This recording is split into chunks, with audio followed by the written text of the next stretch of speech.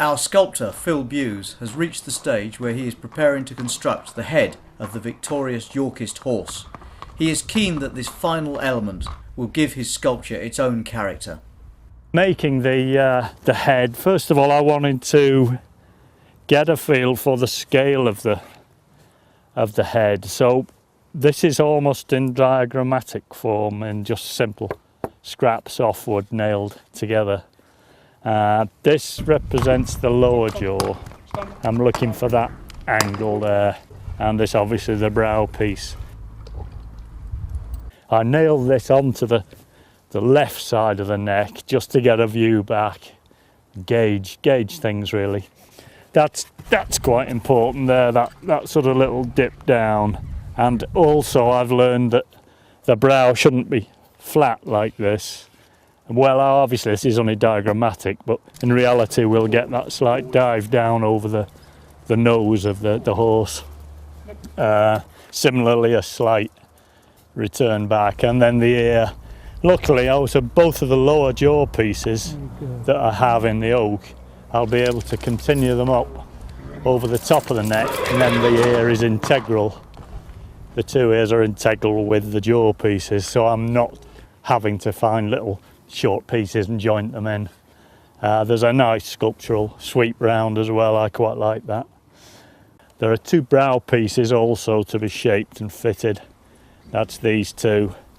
When you look at the anatomy of the horse, they're quite narrow there, comes to almost a ridge. I'm going to slightly alter matters around here. These two elements should slope in a bit more, so you're getting a widest point just above the eye sockets, and then this narrowing ridge of the top. The jaw you see there is temporarily clamped onto the neck. I'm going to offer up the second one eventually when I've shaped it, thereby fixing the lower two jaws and completing the triangulation of these neck elements, so everything is solid. If you get a triangle, you know, nothing can move. Work to make the head has been interrupted by many days of weather like this at Noxon Farm, but Phil has used every opportunity to continue and is now nearing completion. Well, this is the final bolt in the head actually. 12mm studding, slightly lighter than the rest of the threaded stainless steel rod. It's still stainless steel to resist the corrosive effect of the oak. So the head's made out of 4 pieces, and this is where all 4 join together at the muzzle, is it, or the mouth of the horse. We have seen that rain has caused constant delays since construction began, but is this also damaging to the newly cut wood, or is it creating any other difficulties? The problem is where you get end grain. There are a few points on the whole horse where that might happen. The end grain, that's the tree's designed, the cells of the tree are designed to allow the passage of the water and sap, so with rain falling on it, those pathways are vulnerable to water. But the oak is naturally resistant to rot because of its tannin content, and it's extremely hard wood, certainly when it's seasoned.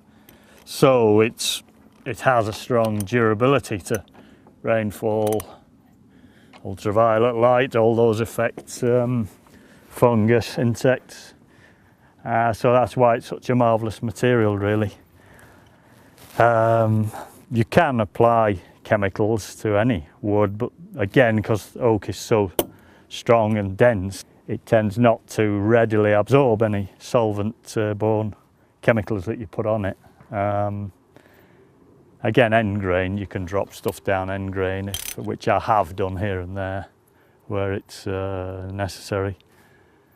But yeah, I mean, that's why we've chosen this material. It's hopefully atom proof, yeah. There'll just be a bit of cleaning up with the gouge here and there.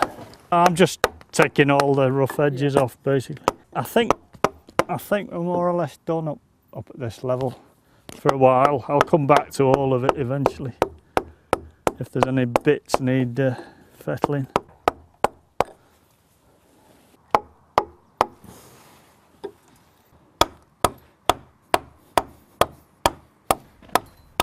So yeah, next step is to get the huge torso of the knight lifted and placed on the backbone, get him steady and suspended, and then bring in the four limbs. Then that's this whole Yorkist piece complete then. So we'll press on. Let's hope this weather stays with us.